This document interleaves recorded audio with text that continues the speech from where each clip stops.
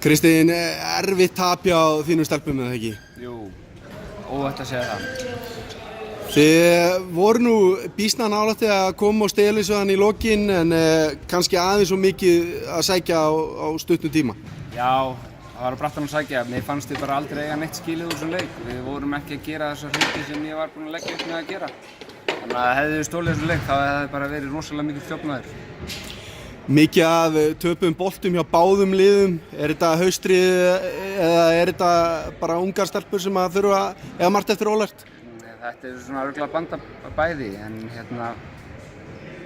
mér fannst við stundum bara að flýta okkur alltaf mikið. Við vorum búin að tala um það að vera með svolítið hátt spennustig í vörninni en þurfa að stilla okkur niður í sókninni og það er bara drullu erfitt verkefni en það er nóg eftir þessu og við teljum okkur geta stýrt í þegar lengra líður á tímabilið.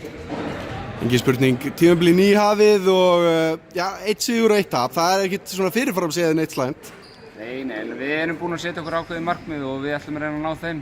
Við ætlum að ná þeim, við ætlum ekkert að reyna það. Ertu til í að gefa upp hvaða markmið það eru? Ég skal gefa það 2 af 3, það er að hafa gaman og vera betri. Ég læti vita hvað 3 verður markmið þegar ég er betri. Takk fyrir það, gangi ykkur vel. Takk fyrir.